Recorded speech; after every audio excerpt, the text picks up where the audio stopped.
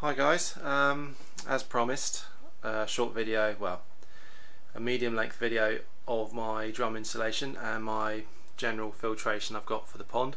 Pond is about 3,700 gallons. Newly extended at the beginning of this year.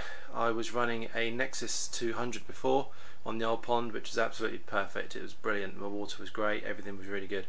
I then extended and went to easy pods, 3 of them, one on each bottom drain, one on the skimmer line, and I installed these trickle towers for the media, the bio side, and my water just went downhill steadily over the 6 months until I got to a point where I couldn't see the pond floor.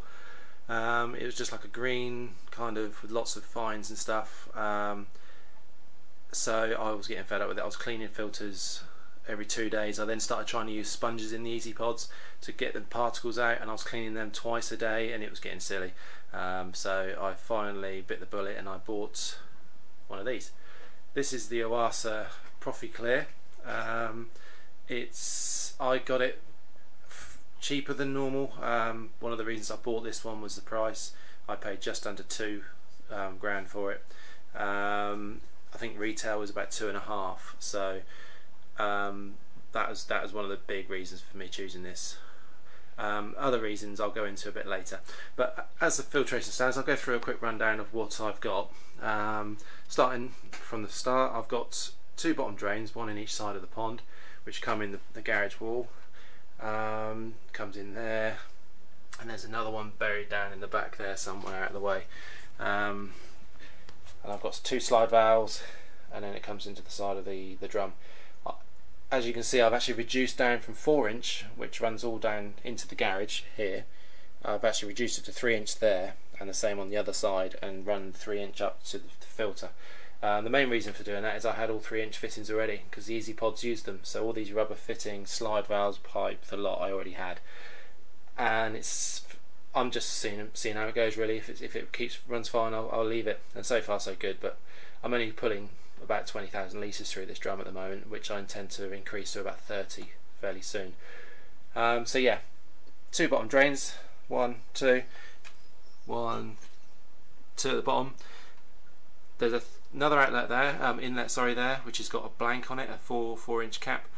When this drum is supplied, it comes with 2 of these 4-inch caps, one on that and one on that, and this bottom one is your primary feed into the drum, and then you just choose to use more if you need to. So I've actually taken one off and gone in here. Down inside there you can see another pressed inlet. You can cut that and buy another tank connector and put another one in should you need to. So you can run this drum with 4-inch fittings into the inlets. The middle one in this one is the waste outlet from the waste chute from the drum cleaning cycle. I've done something a little bit naughty. I've gone down to 1.5-inch on the outlet. Not ideal. I'm monitoring it.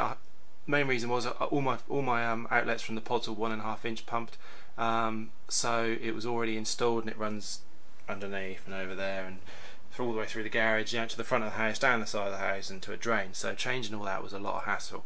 So I'm trying the 1.5-inch, which is not ideal, but I'm monitoring it. The first sort of day that this filter was running, the pond was very brown, having disturbed all the algae on the walls, all the filters pulling everything apart. You couldn't see anything in the pond at all. A day later and it's clear, it's absolutely clear. So this filter's probably done its hardest work it'll ever do on its first day of installation, and this line was absolutely clean. Even with the 1.5-inch, I popped it off a couple of times over the past few days and it's absolutely clean. So I'll monitor it and see how it goes. On the side of the drum there is a case drain, which someone mentioned that these have that the others don't. By no means that's not a reason to buy this one over anything else, because you can drill a hole in the side of any drum and put a valve on. I can't see how difficult that would be. And that's the control unit for the drum. That's the brains.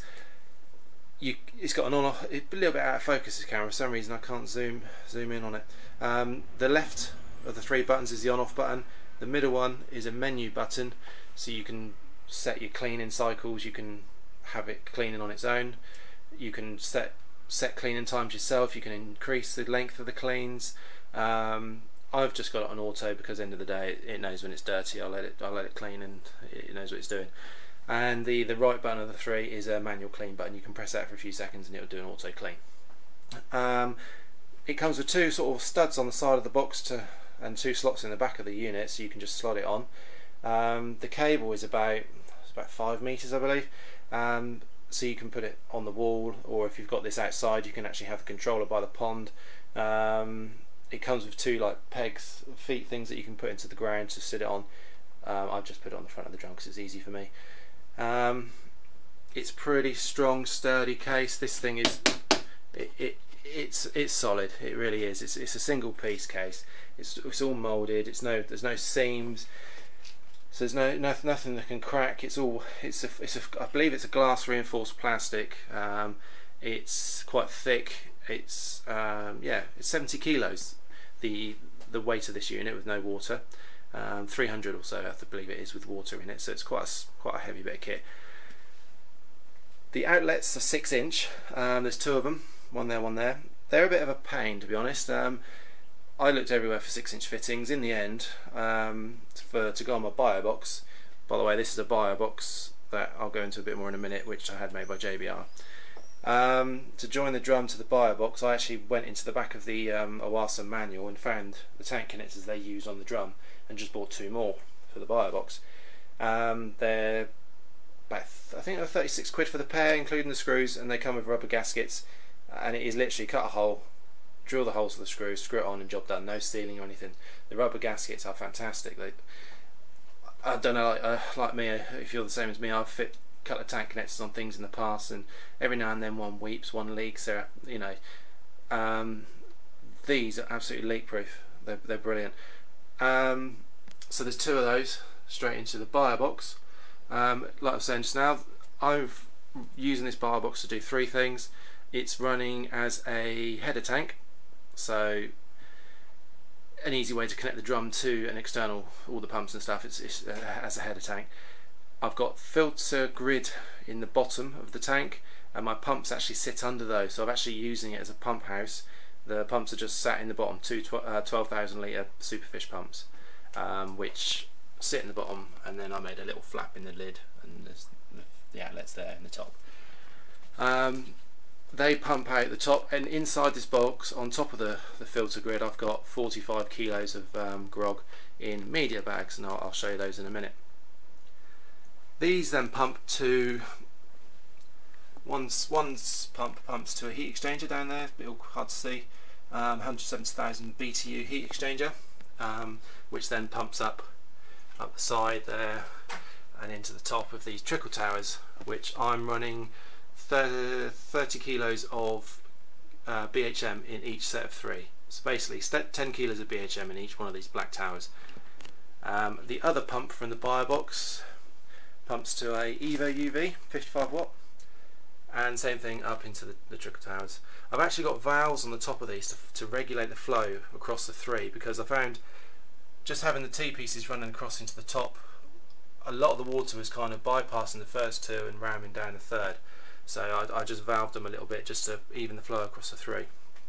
And they have 3-inch outlets on the bottom back to the pond, and the pond's got mid-level returns, and that's the same, but it's just behind all this lot. I've got 3 air pumps. I was using these 60 litre Halio air pumps. I had 3 easy pods, I was just using one on each pod.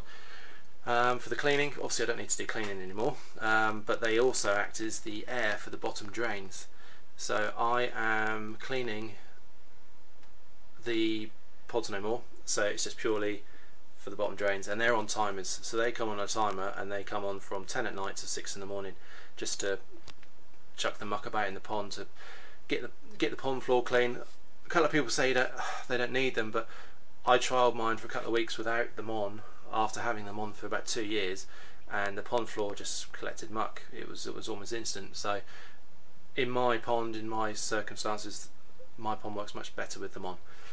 Not saying that everybody does, but mine does. I've actually got inside there somewhere a little regulating valve to regulate the air between the two bottom drains, because they're slightly different pipe lengths. So I just use that valve to balance the two drains so they get the same amount of air. Down inside here I've got my skimmer. I was going to pump the skimmer to the drum, as some of you might remember.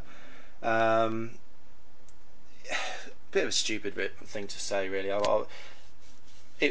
Any water I pump into the drum on top of the gravity feeds I would have to pump back out, so I'd be pumping the water twice, which I did say in one of my posts.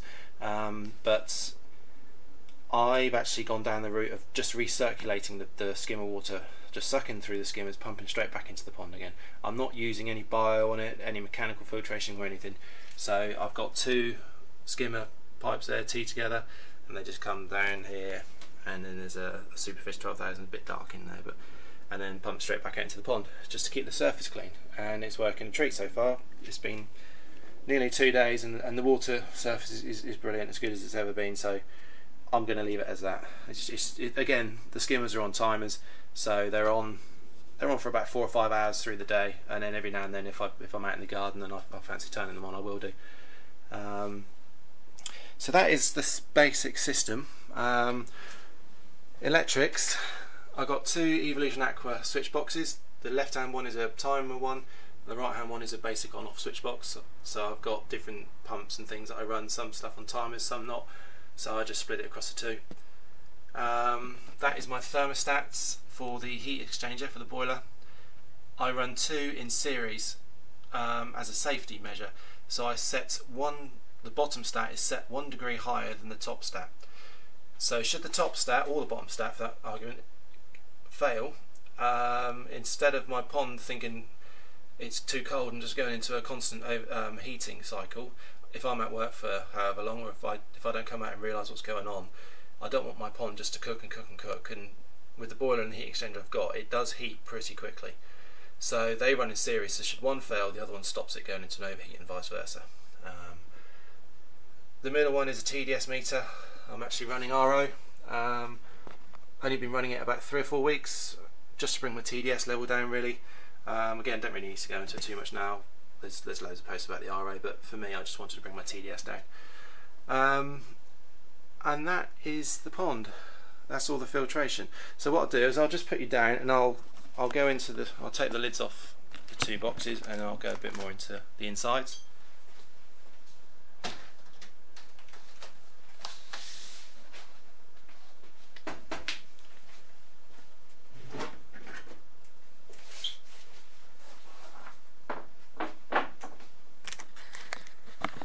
Right. This is the inside of the drum filter. Fairly simple really. It looks complicated, but when you actually look at it, it's not. It's quite basic. The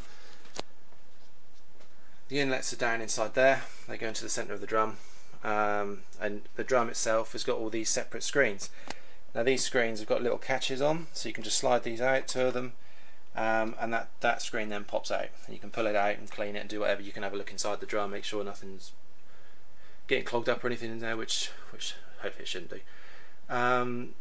Another benefit of this drum is you can pull the screens out and clean them, and replace them should you damage one. You don't have to strip the whole thing down and remove all the drum. I like that point, but some people will say it's bad, but I think it's good. That's the motor that turns the drum when it needs cleaning. Quite a simple motor really, bolt on, easy to get to if it ever was to fail. That's the spray bar on the top, and inside here you've got your injectors which clean the screens. That's the level sensor, this thing here. That thing there you can adjust up and down depending on your pond water level. At the back there is, the camera for some reason is not focusing very well, but that sensor, this sticker here, you've got a minimum and maximum water level. I'm pretty much slap bang in between. My pumps are actually off at the moment for noise levels, because the towers do make a little bit of noise, so I thought I'd turn them off for the sake of the video. But I'm right slap bang in the middle of that, and you can adjust your float switch and everything to suit. It's all in the manual. It's fairly easy. Buried in the bottom of the drum, underneath all of this, is the cleaning pump, which is it's mounted inside the unit, and feeds obviously the injectors via that bar. So it's all self-contained. There's no mess. There's nothing bolted on the outside. It's nice and simple. The case, like I was saying earlier, again the focus is a bit rubbish, but it is absolutely solid. This thing is 70 kilos. The whole thing empty is 70 kilos, which is quite a weight when you're trying to lift it about. Because I installed all this on my own a couple of days ago, and it was that was the most difficult part of the whole job, was lifting that thing onto this platform without dropping it and breaking it. So that's the drum. Quite simple, really. I like it. This is the bio box that I had Jason make at JBR, with the media inside, 45 kilos. Just as a bit submerged surround bio, really. It's just plain old grog. It's £14 for 15 kilos, so it's not expensive. It just add a little bit more. I've got submerged bio and then showered bio, so I think I've got both aspects covered. And that was those two outlets, like I said earlier. The pumps are actually buried down underneath a filter grid in the bottom. And then I've got a little thermostat wire coming inside here, but you can't really see it, it's a bit dark. And that is it, really. That is the whole system. So far, so good. Like I say, my water went horrible with the pods. I was feeding the pods far too fast, and they were never going to do the job I wanted them to, purely because of the rate at which I was passing water through them. So I didn't want to reduce my flow rates. I got fed up with the cleaning, so the drum was the way to go. And I'm actually going to increase the flow now from what I had on the pods to more. I'm going to go to 30,000 litres from the 20 I'm at. I reckon I'm running 20 with losses. So it can only get better. The water now is very, very good. It really is. I can't really show you a video of the pond at the moment. I'll make another video and post it, because I've taken the filter off on this camera, and doing that, it means you just get a massive reflection on the pond. So I'll put the filter on and I'll do another one for you a bit later. And that is your lot. That is it. I hope I've covered everything.